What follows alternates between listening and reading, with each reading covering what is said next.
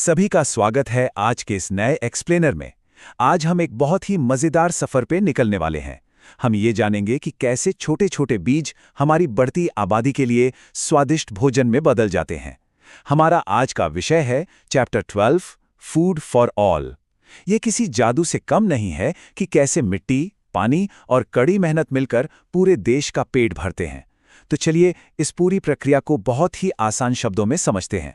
आज के इस एक्सप्लेनर में हम इन 6 खास बातों पर गौर करेंगे। पहला, खेती के मौसम। दूसरा, पुरानी और नई खेती। तीसरा, फसलों को पानी और खाद देना। चौथा, अनाज की सुरक्षा और भंडारण। पांचवां, प्राकृतिक खेती का जादू। और छठा, सभी के लिए खाद्य सुरक्षा। तो चलिए शुरू करते हैं भाग 1, खेती के मौसम। सबसे पहले तो हमें यह जानना होगा कि बीज बोने का सही समय क्या है, क्योंकि खेती में ना टाइमिंग ही सब कुछ होती है। सबसे अहम बात यह है कि किसान इस पहले बड़े मौसम के लिए बारिश के महीनों पर बहुत ज़्यादा निर्भर करते हैं। इस मौसम को खरीफ का मौसम कहा जाता है। जून से अक्टूबर तक जब हमारे देश में खूब बारिश होती है, तब ये फसलें उगाई जाती हैं। मतलब प्रकृति खुद एक बड़े से फव्वारे की तरह इन पौधों को बिल्कुल मुफ्त में भरपूर पानी पिलाती है। अब मुख्य बारिश रुकने के बाद भी प्रकृति अपना काम करती रहती है। अक्टूबर से मार्च तक के समय को रबी का मौसम कहते हैं। इस दौरान बारिश का जो पानी मिट्टी में गहराई तक चला जाता है, पौधे उसी का इस्तेमाल करते हैं। साथ ही सर्दियों की ओस और लौटता हुआ मानसून भी मदद करता है। इसके अलावा मार्च से जून तक कुछ और फसलें भी उगाई जाती हैं, जिन्हें हम गर्मियों की फसलें कहते हैं।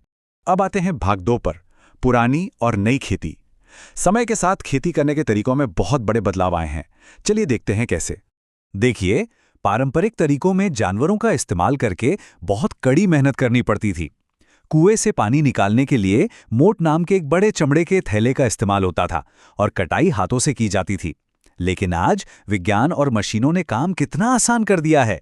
ट्रैक्टर, ज्यादा उपज देने वाले उन्नत बीज और कटाई की नई मशीनें भोजन को बहुत तेजी से उगाने का एकदम परफेक्ट तरीका हैं। पहले के समय में किसान परिवार सारा भारी काम खुद ही करते थे। बैलों की मदद से हल चलाना, बुवाई, कटाई, ये सारे काम परिवार के सदस्य जानवरों के साथ मिलकर करते थे। असल में यही हमारी खेती की मजबूत नींव है। चलिए आगे बढ़ते हैं भाग 3 पर, फसलों को पानी और खाद देना।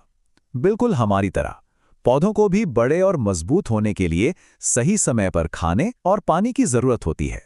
पुराने जमाने में नहरों से पानी दिया जाता था, जिसमें बहुत सारा पानी भाप बनकर उड़ जाता था या बर्बाद हो जाता था। लेकिन अब स्प्रिंकल सिंचाई पौधों पर फव्वारे की तरह पानी छिड़कती है, और ड्रिप सिंचाई में पाइपों में छोटे छोटे छेद होते हैं, जिससे पानी सीधा जड़ों में जाता है। इससे पानी की एक बूंद भी बर्बाद नहीं होती।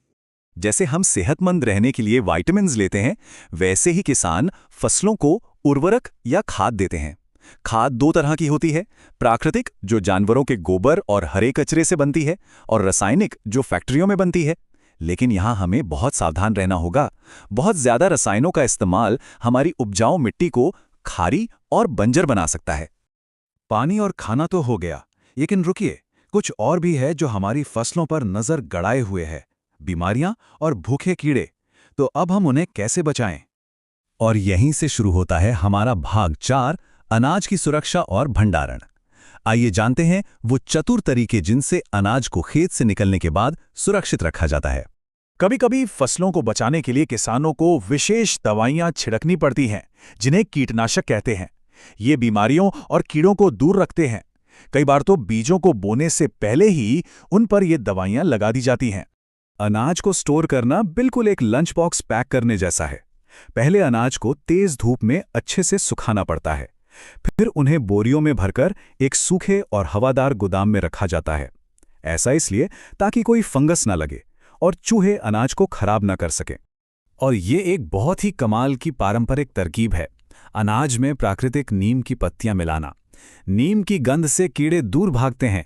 बिना किसी केमिकल के भोजन को सुरक्षित रखने का यह कितना शानदार तरीका है। अब बात करते हैं भाग 5 की, प्राकृतिक खेती का जादू।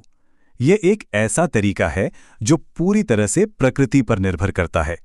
जैविक या ऑर्गेनिक खेती में पौधों के कचरे और जानवरों के गोबर का इस्तेमाल होता है। सुनने में शायद थोड़ा अजीब लगे, लेकिन ये बिना किसी नुकसानदायक रसायन के सबसे स्वस्थ और स्वादिष्ट फसल उगाने का असली जादू है। अब हम पहुंच गए हैं अपने आखिरी और सबसे अहम हिस्से पर, भाग 6, सभी के लिए खाद्य सुरक्षा। ये सुनिश्चित करना कि कोई भी भूखा ना सोए। साल 2013 में हमारे देश ने खाद्य सुरक्षा कानून बनाए। ये बुनियादी रूप से ऐसे कड़े नियम हैं जो ये पक्का करते हैं कि हर एक इंसान को पेट भर खाना मिले, ताकि भूखमरी और कुपोषण को हमेशा के लिए मिटाया जा सके। लेकिन इन कानूनों को सच साबित करने के लिए किसानों को बहुत सारा अनाज उगाना होगा, और इस काम में उनकी मदद के लिए विशेष कृषि सहायता केंद्र बनाए गए हैं। इन सहायता कार्यक्रमों के जरिए किसानों को मौसम का हाल, उन्नत बीज और नई तकनीकों की जानकारी दी जाती है।